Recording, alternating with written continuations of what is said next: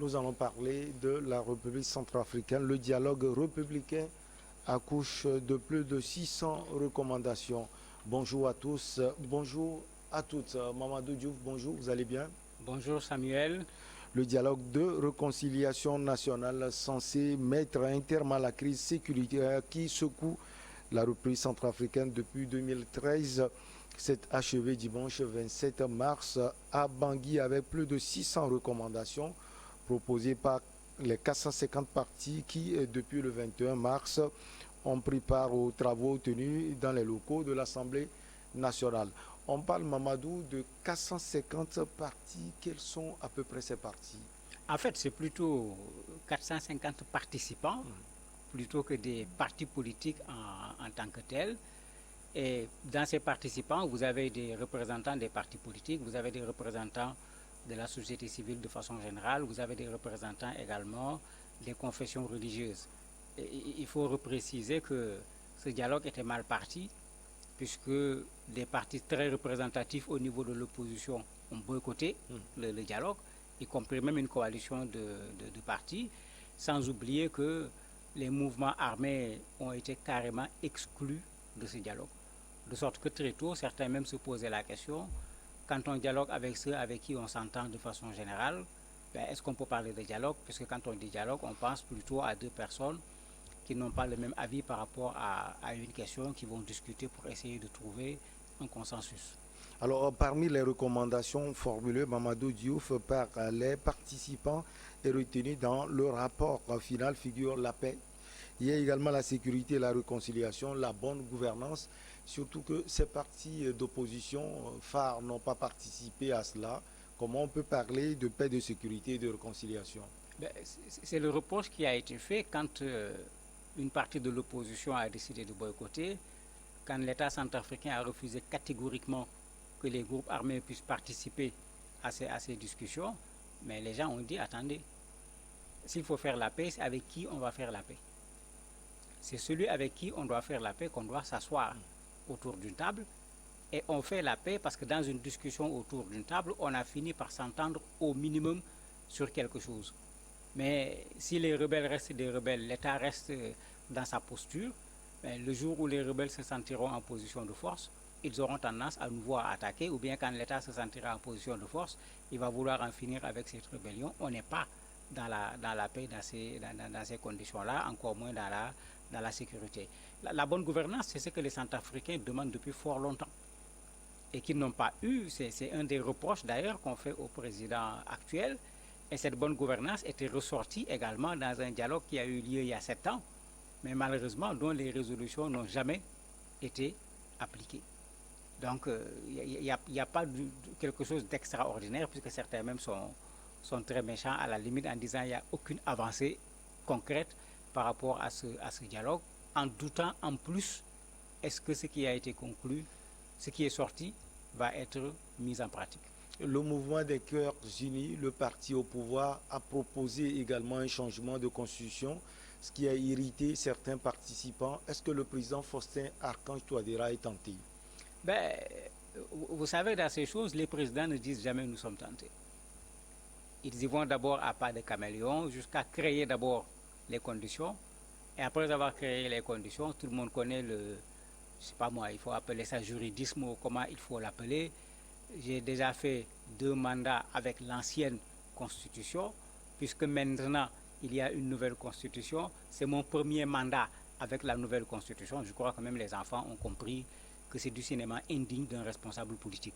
Et maintenant, au niveau de la société civile centrafricaine en particulier, comme, comment on l'appelle encore, comme des gens avertis qui ont déjà fait l'expérience, qui ont vu ailleurs comment ça s'est passé, ils ont dit, mais attendez, si on laisse passer une réforme de la Constitution, on ouvre la porte pour que le président puisse avoir un autre mandat.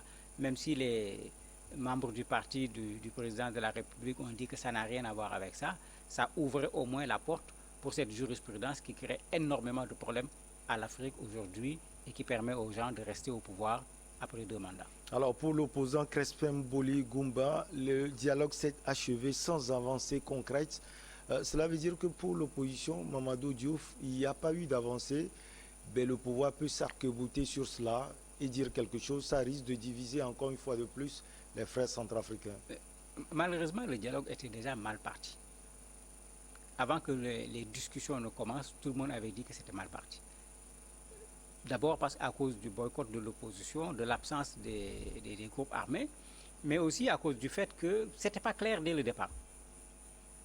Les gens se plaignaient en disant, ben, on vient, on dit on fait dialogue, il y a 450 personnes, il n'y a pas quelque chose de clair qui a été tracé, on risque de faire une rencontre déjà avec 450 personnes pour sortir quelque chose, c'est extrêmement compliqué.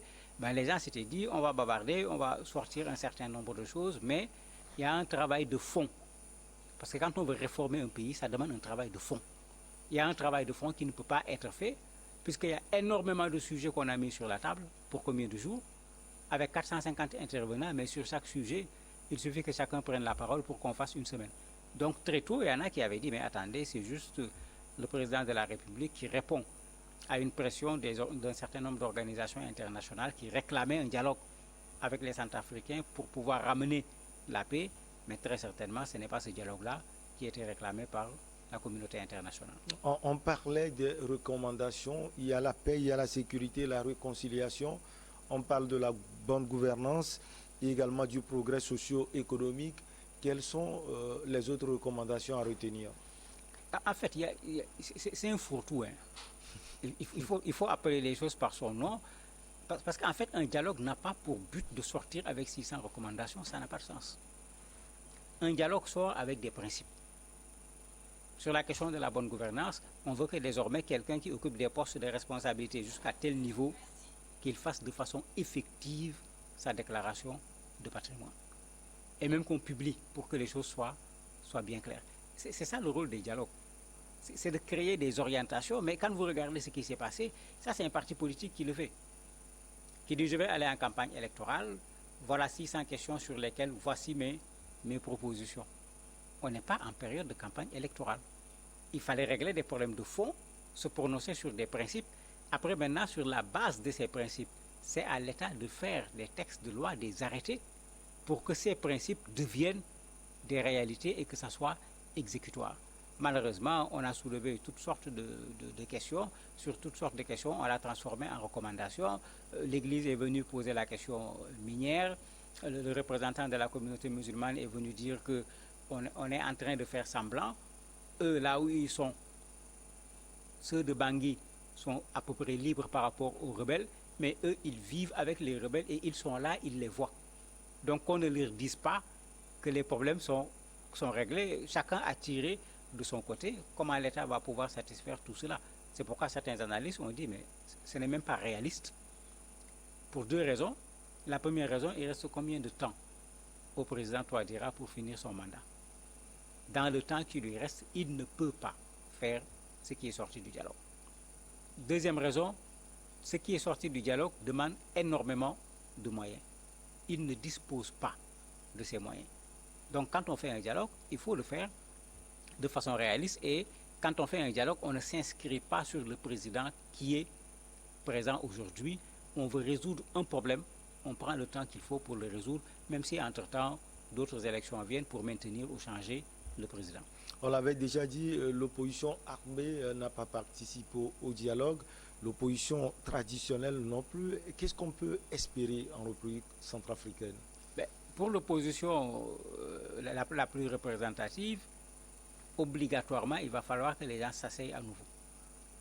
Parce qu'il y a un contentieux qui est là, qui n'a pas été réglé, la question de la dernière élection présidentielle. On sera obligé d'aller encore vers des élections. Il ne faut pas attendre que les élections arrivent pour qu'on soulève un contentieux qui n'avait pas été résolu, alors qu'il y avait d'autres choses que l'opposition avait réclamées avant ces élections et que l'opposition n'avait pas obtenu.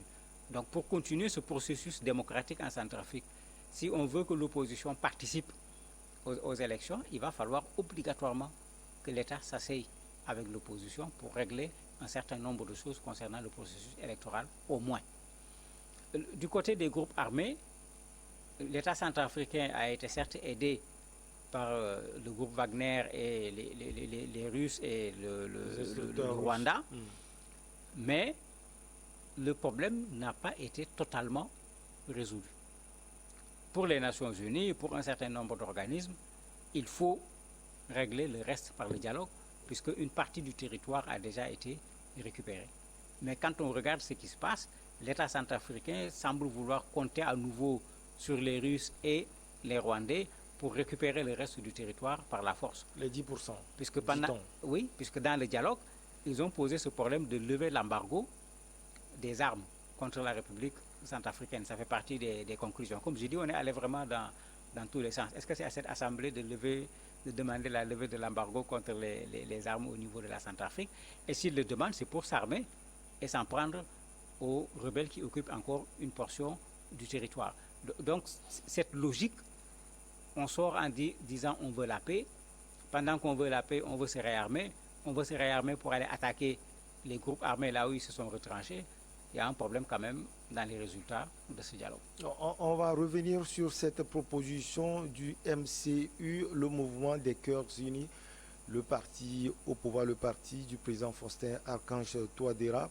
Alors, Mamadou, avec cette proposition, on peut avoir beaucoup de choses dans la tête pour l'avenir.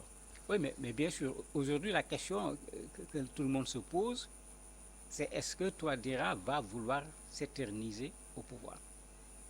Pendant les discussions, ça a été tellement tendu que la société civile, à un certain moment, a décidé de sortir et de boycotter. Ce qui veut dire que, quand ils ont posé cette proposition de réforme de la Constitution, bien qu'eux, ils voulaient coûte que coûte cette réforme, malgré l'absence des groupes armés, malgré l'absence d'une bonne partie de l'opposition, ils ont rencontré une véritable résistance auprès d'autres Centrafricains qui étaient venus participer à cette rencontre. Mais cette résistance montre que le problème de fond, on dirait qu'il est ailleurs. Les Centrafricains, comme ça se passe dans pratiquement tous les pays africains, veulent fonder leur pays sur des bases solides. Et quand on dit fonder, c'est une bonne fois pour toutes. Qu'on ne revienne pas sur un certain nombre de choses, comme ils le font, un dialogue qui est presque similaire à un dialogue qui avait été fait 7 ans après. Il ne faut pas qu'on oublie que la dame qui avait dirigé le pays également avait pris la peine de s'asseoir avec les gens pour voir. On va dialoguer jusqu'à quand? Il faut que le dialogue aboutisse à des questions de principe et que ces questions de principe soient prises en compte dans la gestion du pays, dans la conquête du pouvoir, dans la gestion du pouvoir, pour qu'on ne revienne pas tout le temps pour faire dialoguer les Centrafricains parce qu'il y a des questions qui n'ont pas véritablement été résolues. Mamadou Diouf, merci beaucoup à vous. Allez, on va marquer la petite pause et derrière on reçoit Luc Abaki, le journaliste togolais.